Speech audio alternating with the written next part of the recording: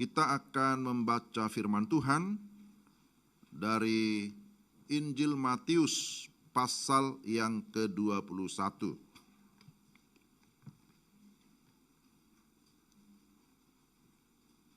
Injil Matius pasal yang ke-21, mulai dari ayat 23 sampai dengan ayat yang ke-32. Bapak Ibu bisa mengikuti, saya akan bacakan. Lalu Yesus masuk ke bait Allah dan ketika ia mengajar di situ, datanglah imam-imam kepala serta tua-tua bangsa Yahudi kepadanya dan bertanya, dengan kuasa manakah engkau melakukan hal-hal itu?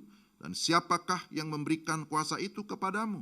Jawab Yesus kepada mereka, aku juga akan mengajukan satu pertanyaan kepadamu. Dan jikalau kamu memberi jawabnya kepadaku, aku akan mengatakan juga kepadamu, dengan kuasa manakah aku melakukan hal-hal itu? Dari manakah baptisan Yohanes? Dari sorga atau dari manusia?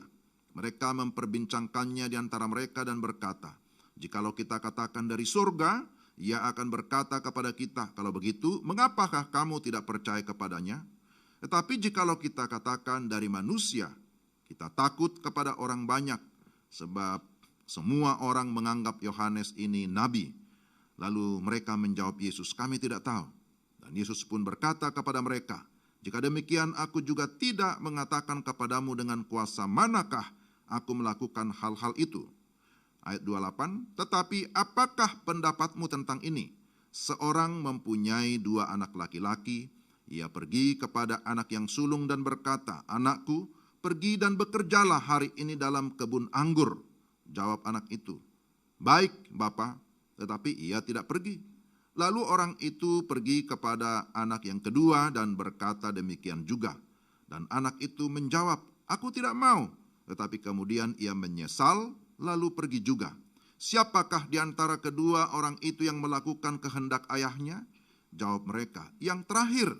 Kata Yesus kepada mereka, aku berkata kepadamu, sesungguhnya pemungut-pemungut cukai dan perempuan-perempuan sundal akan mendahului kamu masuk ke dalam kerajaan Allah. Sebab Yohanes datang untuk menunjukkan jalan kebenaran kepadamu, dan kamu tidak percaya kepadanya. Tetapi pemungut-pemungut cukai dan perempuan-perempuan sundal percaya kepadanya. Dan meskipun kamu melihatnya, tetapi kemudian kamu tidak menyesal dan kamu tidak juga percaya kepadanya. Demikian firman Tuhan dari Matius 21 ayat 23 sampai dengan ayat 32. Selamat pagi Bapak Ibu, Shalom. Puji Tuhan kita bisa berjumpa lagi di hari yang spesial, di hari Minggu. Ini awal Oktober ya, hari ini kita sudah masuk di tanggal 1 Oktober 2023. Bisa lihat dulu kiri kanan, apakah bisa tersenyum? Masih bisa senyum ya? Ya. Puji Tuhan, artinya kita masih punya harapan. Ya, kita masih diberikan Tuhan kesempatan untuk beribadah. Kita diberikan Tuhan kesempatan mendengarkan firman-Nya, itu adalah satu privilege, satu hak istimewa. Pada hari ini ada tema yang sudah ditentukan. Tema khotbah minggu ini, perintah Allah, ia dan lakukan. Itulah tema kita. Jikalau Bapak Ibu masih mengingat khotbah-khotbah sebelumnya, secara khusus juga minggu yang lalu, itu juga dari Matius pasal 20 bicara tentang para pekerja ya, para penggarap, para orang-orang yang bekerja di kebun anggur. Nah, rupanya ini juga masih ada hubungannya tentang kebun anggur itu. Kalau kita lihat dalam ayat 28, di sana disinggung, bekerjalah hari ini dalam kebun anggur, dalam kebunnya Tuhan, dalam ladangnya Tuhan. Jadi, sang pemilik kebun anggur itulah Tuhan kita, memberikan penugasan, memberikan perintah kepada anak-anaknya untuk bekerja di kebun anggurnya. Tapi bagaimana respon mereka? bagaimana tanggapan mereka? Apakah tanggapan mereka membuat ayahnya itu atau sang pemilik kebun anggur itu langsung bersukacita, langsung senang? Ya, nanti kita akan lihat ya. Jadi kita mau melihat dulu satu persatu.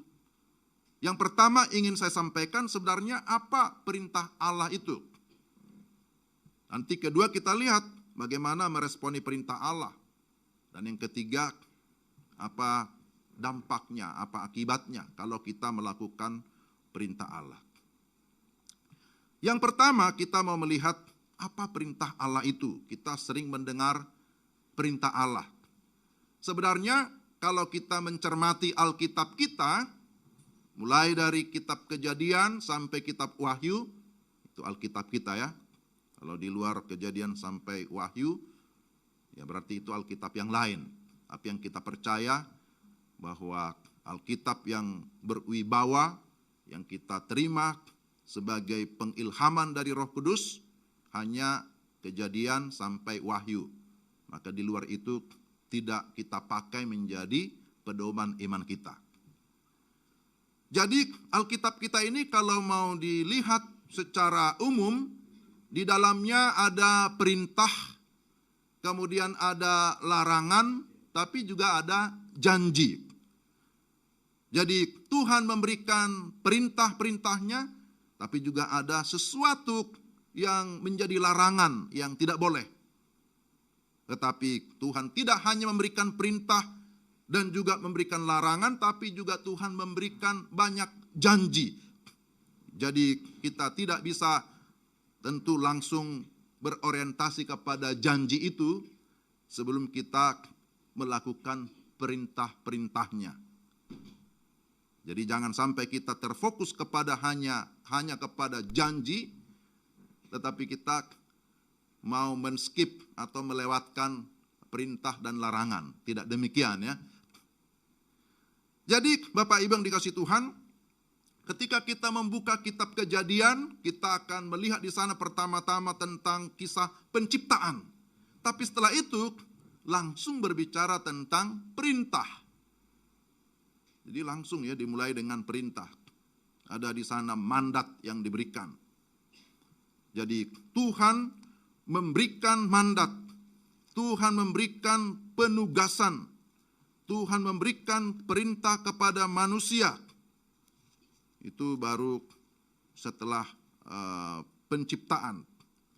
Sehingga bagi kita kalau bicara tentang perintah, bicara tentang bekerja, nah itu bukan sesuatu yang baru ya, tapi itu memang sesuatu yang sudah melekat di dalam diri kita. Jadi sangat jelas setelah ada penciptaan, Tuhan menciptakan segala sesuatu, Tuhan kemudian menciptakan manusia, kemudian Tuhan memberkati manusia itu. Tapi kemudian langsung ada di sana perintah. Penuhilah bumi, taklukkanlah itu, berkuasalah atas ikan-ikan di laut dan burung-burung di udara, dan atas segala binatang yang merayap di bumi. Terus kita lihat itu sampai kepada pasal 2. Manusia diberikan tugas untuk mengusahakan tanah itu, untuk memelihara, untuk menjaga, dan lain sebagainya. Dan ini yang sering disebut sebagai mandat budaya atau mandat kerja.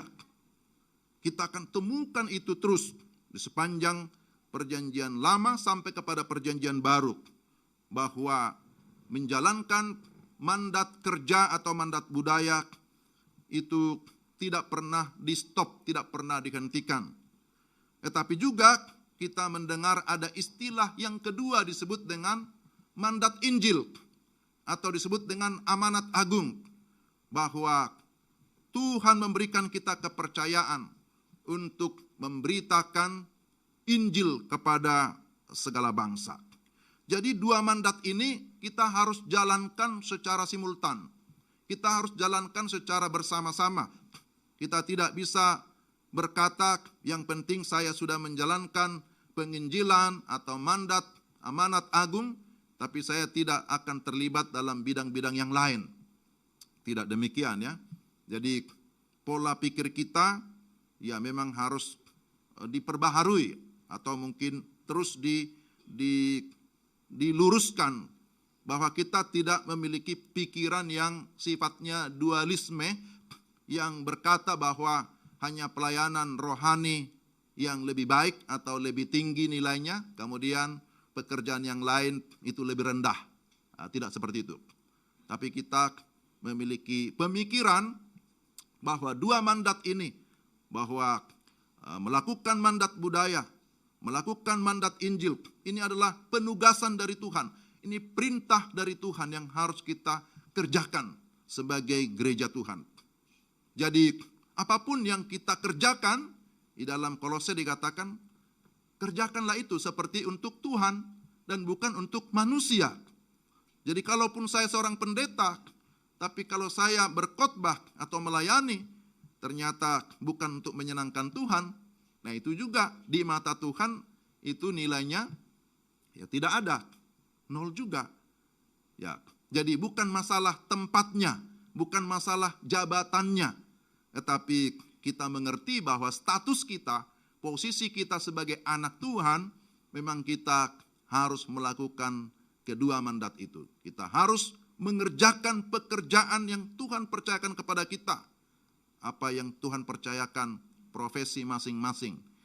Ya, kalau bekerja di pemerintahan, bekerja di perusahaan, bekerja di bidang kesehatan, di bidang ekonomi, bidang pendidikan, apapun bidang kita, maka kita mengingat bahwa itu adalah penugasan dari Tuhan.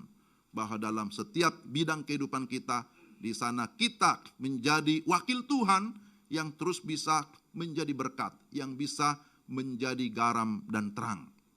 Jadi ini prinsip yang sangat penting kita tanamkan di dalam kehidupan kita sebagai orang-orang percaya. Sejak penciptaan Tuhan sudah memberikan mandat itu kepada Adam dan Hawa. Dan seterusnya dalam sejarah umat Tuhan, Tuhan juga terus memberikan perintah. Ya, dimulai dari Adam sampai kepada masanya Nuh, sampai kepada masanya Abraham, kemudian keturunan Abraham yaitu bangsa Israel, Tuhan terus memimpin mereka supaya terus bekerja dan bekerja. Tetapi juga pada saat yang sama mereka juga diminta untuk menjadi berkat secara rohani, untuk memperkenalkan Tuhan kepada orang lain, kepada suku lain, kepada bangsa-bangsa lain. Jadi di dalam menjalankan tugas kita, di sana pun kita bisa terus ya menjadi alat Tuhan untuk menjadi pemberita kebenaran, untuk memberitakan firman Tuhan. Jadi mereka diminta untuk mengusahakan tanah itu, bangsa Israel sebagai contoh. Tetapi pada saat yang sama kan mereka juga harus membangun kemah suci, kemudian membangun bait suci. Jadi tidak berarti bahwa ketika mereka sudah membangun bait suci, maka mereka meninggalkan segala pekerjaan, tidak kan? Mereka juga terus mengusahakan tanah itu. Mereka terus bekerja, mereka terus belajar, tapi mereka juga terus mencari Tuhan. Mereka juga tetap memuliakan Tuhan, dan Tuhan memberikan sebuah perintah bahwa memang mereka diberkati untuk menjadi berkat bagi bangsa-bangsa lain. Jadi bagian itu sampai kepada perjanjian baru semakin dipertegas lagi oleh Yesus. Ketika murid-murid bertanya, apa sebenarnya yang merupakan inti dari semua apa yang sudah disampaikan di dalam perjanjian lama? Inti daripada seluruh hukum Taurat, kitab para nabi, kitab Mazmur. Lalu apa kata Yesus? Sebenarnya inti daripada semua itu, ini bisa kita ingat dengan baik ya. Dan pasti kita sudah tahu. Yesus berkata bahwa inti daripada semuanya terdapat di dalam kedua hukum ini. Apa itu? Kasihilah Tuhan Allahmu dengan segenap hatimu, dengan segenap jiwamu, dengan segenap akal budimu, dengan segenap kekuatanmu. Dan yang kedua yang sama dengan itu adalah kasihilah sesamamu manusia seperti dirimu sendiri. Lalu Yesus berkata, sebagaimana tadi di dalam nas pembimbing itu, bahwa Yesus mempertegas, inilah perintah yang kusampaikan kepadamu. Yaitu apa? Kasihilah sesamamu. Jadi perintah yang utama itu dirangkumkan dengan satu kata, yaitu kasih ataupun mengasihi. Dalam rangka mengasihi Tuhanlah, maka kita melakukan semua pekerjaan kita. Dalam rangka kita mengasihi Tuhan, maka kita juga memberitakan Injil, memberitakan firman. Dalam rangka mengasihi sesama kita manusia, maka kita juga terus melakukan segala mandat yang Tuhan percayakan kepada kita. Jadi Bapak Ibu yang terkasih dalam Tuhan, kita lihat di sini bahwa setelah perintah itu dinyatakan, perintah itu jelas. Semua perintah Allah di dalam Alkitab itu clear ya. Tidak ada yang tidak jelas. Perintahnya jelas. Tapi sebenarnya inti daripada seluruh perintah itu, ya kamu harus mengasihi. Dan bagaimana praktek mengasihi itu, ya itu tidak hanya sekedar lip service, bukan hanya perkataan, tetapi mengasihi memang harus diikuti dengan aksi, dengan tindakan, dengan segala perbuatan yang baik, dengan segala kemurahan hati, karena kita sudah lebih dahulu mengalami kasih Tuhan. Jadi Bapak Ibu yang dikasih Tuhan, bahwa gereja atau anak-anak Tuhan diminta untuk terlibat dalam pekerjaan Tuhan. Sebagaimana yang disebutkan dalam bacaan kita. Ada seorang ayah yang meminta untuk anak-anaknya, ada 2 anaknya, untuk terlibat atau untuk bekerja di ladangnya atau di kebun anggurnya. Tadi kita nyanyi ya lagu yang sudah cukup lawas itu. Kerja buat Tuhan selalu manise. Wah, itu lagu yang mengingatkan kita. Kerja buat Tuhan selalu manise. Terus apalagi ya kata-katanya, kok saya tidak ingat. Tidak ingat persis. Wah, saya harus lihat contekannya nih supaya tidak salah kutip. Biar pikul salib selalu manise. Ya benar ya. Biar pikul salib selalu manise. Kerja buat Tuhan, wah manise. Ini bahasa Ambon ya, Ambon manise. Jadi lagu itu mengingatkan kita bahwa sebenarnya ada penugasan yang Tuhan berikan kepada kita. Ada pekerjaan yang Tuhan berikan kepada kita. Ada mandat yang Tuhan berikan kepada kita. Dan tanpa terkecuali, mau anak-anak, mau remaja, mau pemuda, mau orang tua, mau lansia, Tuhan mau melibatkan kita semuanya. Minggu lalu itu sudah dibahas. Tanpa terkecuali, tanpa memandang waktu, tanpa memandang usia. Tuhan mau supaya kita terlibat di dalam pekerjaannya. Kita mau memahami perintahnya, tetapi tidak hanya memahami, tetapi kita mau menjadi pelaku firman Tuhan. Jadi Bapak Ibu, inilah yang juga mau kita lihat selanjutnya. Bagaimana meresponi perintah Allah. Bahwa perintah Allah yang tadi sudah jelas, tidak cukup hanya kita dengar. Yang paling gampang sih memang mendengar ya. Tapi kadang-kadang orang juga mendengar saja, kadang-kadang ada juga yang malas ya. Padahal hanya mendengar. Mendengar saja kadang-kadang orang tidak peduli, bisa juga dengar tapi sambil lalu.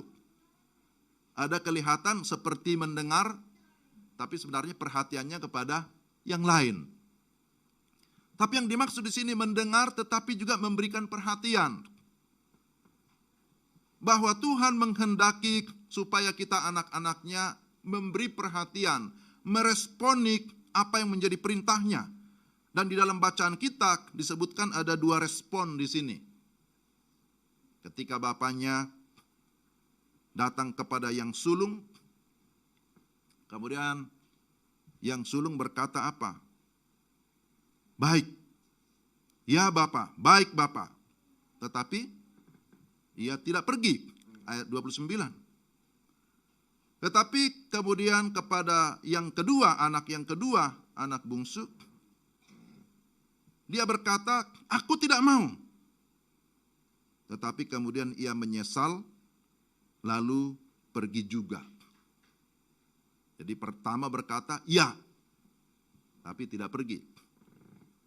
Yang kedua berkata, aku tidak mau. Tapi akhirnya pergi juga setelah dia menyesal. Nah sebenarnya, kedua anak ini menggambarkan sikap daripada bangsa Israel, ya khususnya yang dicatat di sini di dalam ayat 23 dikatakan ada imam-imam kepala serta tua-tua. Mereka adalah ahli-ahli Taurat. Mereka adalah orang-orang Farisi yang mengerti ya hukum Taurat, yang mengerti firman. Mereka tahu kebenaran. Tetapi mereka tidak mau percaya kepada kebenaran. Ini agak aneh juga ya. Mengaku tahu kebenaran, tetapi tidak percaya kepada kebenaran. Mengaku tahu segala aturan, tahu semua hukum, tetapi ternyata hanya sebatas pengetahuan saja. Jadi dua anak ini melambangkan dua golongan masyarakat Israel.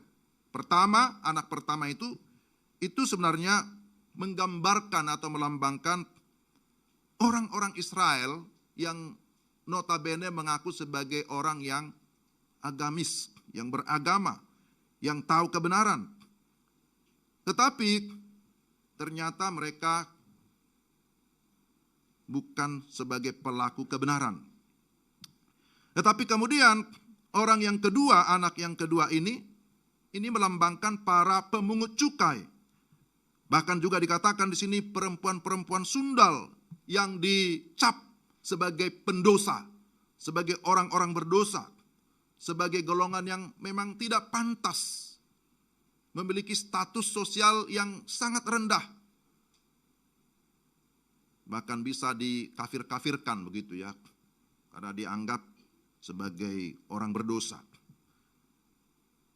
Tetapi justru dikatakan di sini bahwa pemungut cukai dan orang-orang sundal, orang-orang berdosa ini, justru mereka ketika mendengarkan khotbah Yohanes, ini rujukannya kepada Yohanes karena mereka sempat mempertanyakan. Mereka bertanya kepada Yesus, dengan kuasa manakah engkau melakukan mujizat itu? Pada peristiwa sebelumnya kita lihat bagaimana Yesus disebutkan dengan kuasanya mengutuk pohon ara ya pada pasal sebelumnya. Mereka mempertanyakan tentang kuasa Yesus. Lalu kemudian Yesus bertanya balik kepada mereka. Sekarang saya mau tanya, kamu tahu kan namanya Yohanes itu? Yohanes Pembaptis. Kira-kira ketika dia melakukan pelayanan, dia membaptis banyak orang, itu dari mana? Ya mereka ini mulai berpura-pura tidak tahu. Sebenarnya mereka tahu. Kalau mereka bilang itu dari Tuhan, ya berarti harusnya mereka percaya bahwa Yesus itu juga adalah, ya kuasanya adalah dari surga juga, dari Allah juga. Tetapi mereka dengan sengaja menolak, dengan sengaja menyangkal. Tetapi orang-orang cukai, pemungut cukai, dan juga para perempuan berdosa ini, ketika mendengarkan pengajaran yang disampaikan oleh Yohanes, tapi juga yang kemudian apa yang disampaikan Yohanes juga dikonfirmasi, disampaikan oleh Yesus, dan mereka percaya. Mereka memberi diri mereka untuk dibaptis. Maka Yesus berkata bahwa kamu ternyata tidak lebih baik daripada orang-orang ini. Kamu mengaku sebagai orang yang tahu kebenaran, mengaku sebagai orang yang beragama, para tokoh-tokoh agama, tetapi kamu menolak kebenaran, menolak sang kebenaran itu. Jadi Yesus berkata, manakah yang lebih baik? Yang pertama atau yang kedua? Dan mereka menjawab yang terakhir. Nah, kamu tahu kan bahwa yang dibutuhkan oleh Tuhan adalah pertobatan yang sungguh-sungguh. Bahwa Tuhan mengharapkan setiap orang berdosa mau menyadari dirinya sebagai orang berdosa dan mengakui dosanya dan akhirnya mempercayakan hidupnya kepada Tuhan. Itu sebabnya Yesus berkata bahwa yang terdahulu bisa menjadi terkemudian, tapi yang terkemudian yang terakhir bisa menjadi terdahulu. Sebenarnya Yesus sedang menyindir atau menyinggung orang-orang Farisi, ahli-ahli Taurat, yang mengaku sebagai yang terdepan, mengaku bahwa mereka lah yang lebih penting atau merasa sudah pasti, keselamatannya sudah pasti, tapi ternyata Yesus berkata, tidak. Bahwa kamu mengaku sebagai anak-anak Tuhan, keturunan Abraham, tapi keselamatan itu tidaklah ditentukan oleh garis keturunan itu, tidak ditentukan oleh silsilahmu, tidak ditentukan oleh pengakuanmu bahwa kamu punya leluhur, punya bapa namanya Abraham. Karena sebelum Abraham ada, aku sudah ada. Tetapi bahwa kepastian bahwa kamu memiliki keselamatan, kepastian bahwa kamu mendapatkan jaminan kehidupan yang kekal, haruslah percaya kepada Sang kebenaran, Mesias yang dijanjikan itu, namanya Yesus Kristus. Tetapi ternyata mereka tidak percaya. Sehingga Yesus berkata di dalam ayat yang ke-32, sebab Yohanes datang untuk menunjukkan jalan kebenaran kepadamu, dan kamu tidak percaya kepadanya. Tetapi pemungut-pemungut cukai dan perempuan-perempuan sundal percaya kepadanya. Dan meskipun kamu melihatnya, tapi kemudian kamu tidak menyesal, dan kamu tidak juga percaya kepadanya. Ini satu ironi ya, satu hal yang sangat menyedihkan. Kamu sudah tahu kebenaran, kamu sudah melihat bagaimana kuasa Tuhan dinyatakan, tapi tetap juga kamu tidak menyesal. Tapi berbahagialah mereka, orang-orang berdosa, para pemungut cukai, kemudian orang-orang sundal, mereka sadar bahwa mereka orang berdosa. Mereka menyesal, mereka mengakui dosanya. Dan kepada mereka dikaruniakan iman. Mereka percaya bahwa Yesus itu adalah Tuhan dan Juru Selamat. Bapak Ibu yang dikasihi Tuhan, bagaimana kita meresponi firman Allah? Apakah seperti anak sulung berkata, ya, baik Bapak, tetapi tidak pergi? Ataukah seperti yang kedua, saya tidak mau, tapi akhirnya menyesal dan pergi juga? Sebenarnya ada yang lebih ideal. Yang lebih ideal lagi seperti tema kita.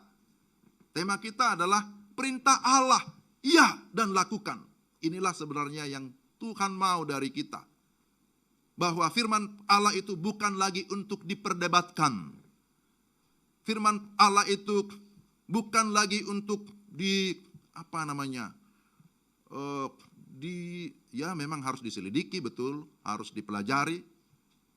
Tapi sekali lagi, bukan hanya sekedar didiskusikan. Bukan lagi untuk terus dibuat menjadi perdebatan-perdebatan. Tetapi lebih daripada itu, Tuhan mau supaya kita memberikan respon terhadap perintahnya, terhadap firman Allah.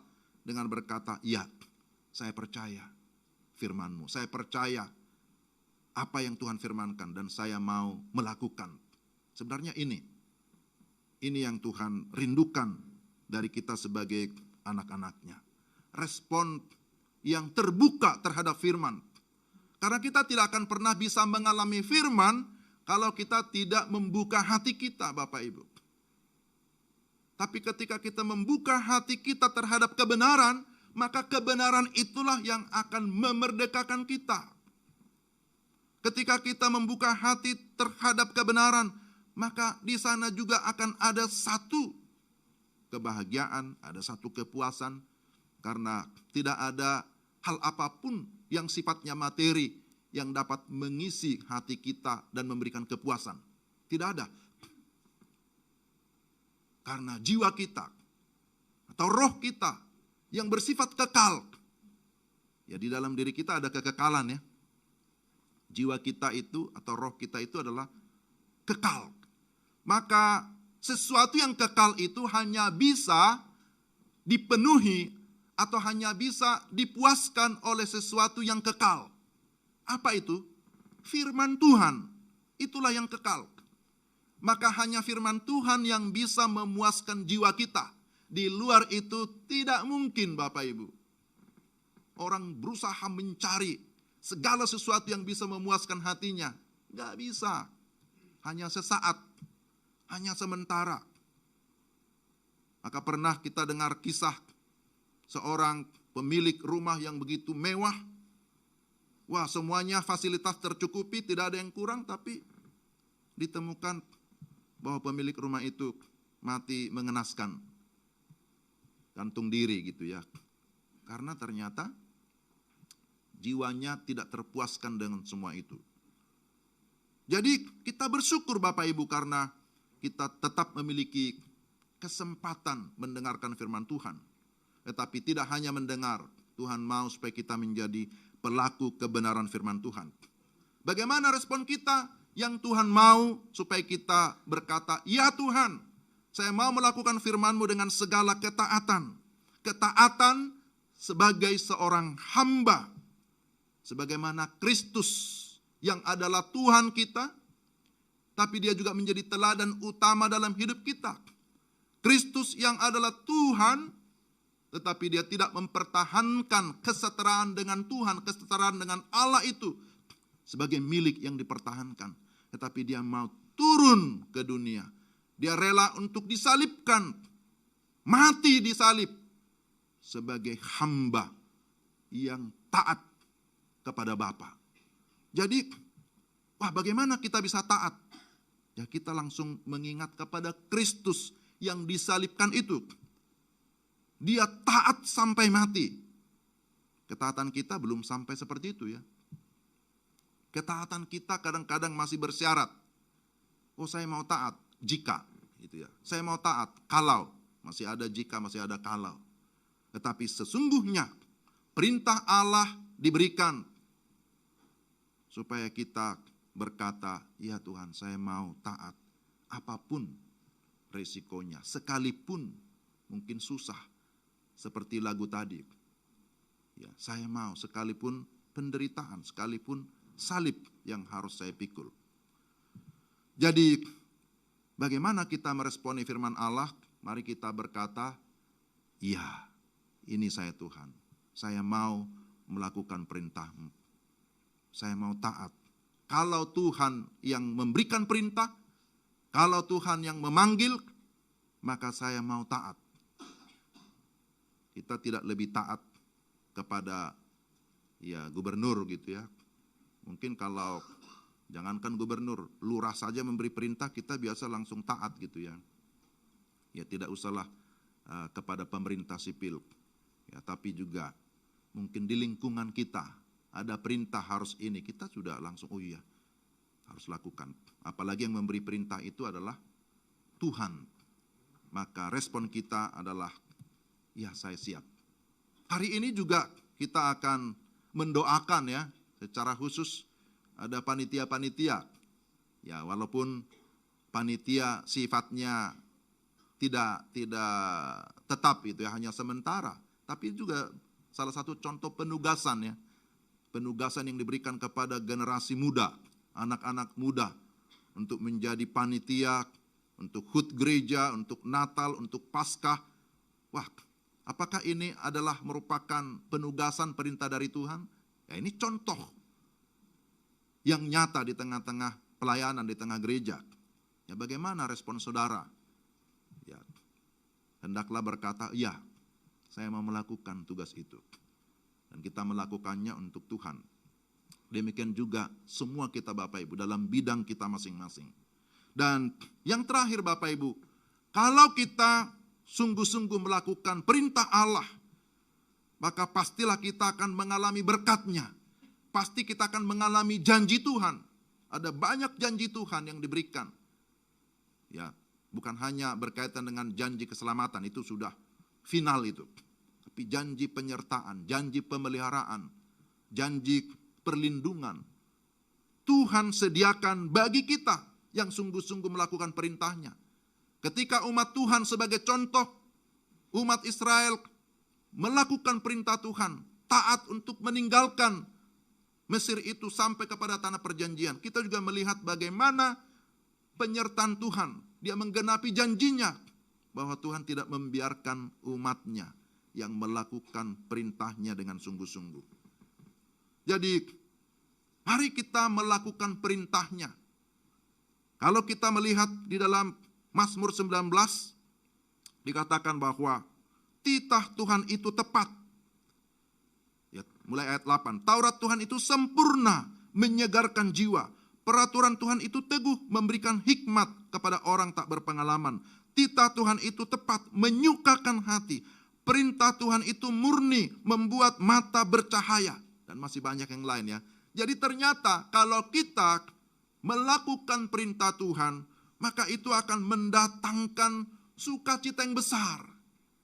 Itu akan mendatangkan kebahagiaan. Itu akan membuat kita mengalami sebuah pertumbuhan, hubungan yang semakin erat dengan Tuhan. Dan tentu puncaknya ketika kita taat melakukan perintah Tuhan, kita yakin benar bahwa kita sudah mendapatkan satu kehidupan yang kekal bersama-sama dengan Dia. Jadi inilah firman Tuhan pada pagi hari ini Bapak Ibu yang dikasihi Tuhan. Saya tidak berpanjang lagi karena acara kita masih banyak. Tapi intinya bahwa Alkitab yang kita punya di sana berisi perintah Tuhan. Perintah Tuhan itu diberikan untuk kebaikan kita. Perintah Tuhan diberikan untuk kita lakukan dengan segala ketaatan.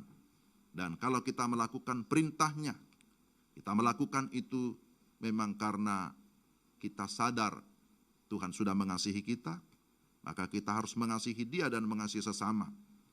Dan melakukan perintah Tuhan dengan sungguh-sungguh, itu pasti akan mendatangkan sukacita yang besar, mendatangkan kebahagiaan.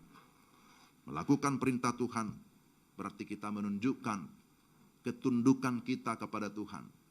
Menunjukkan pengakuan kita bahwa Dialah yang berdaulat, yang berotoritas di dalam kehidupan kita. Mari kita berdoa. Tuhan, terima kasih ada kesempatan bagi kami mendengarkan firman-Mu. Kiranya Roh Kudus menolong kami supaya kami dapat memahami firman-Mu, tapi setelah itu kami dapat melakukan dalam hidup kami. Perintah-Mu itu sangat jelas, dan perintah yang kami lakukan dengan sungguh-sungguh itu menyukakan hati kami, menyegarkan jiwa kami, tapi terlebih pastilah memuliakan Tuhan.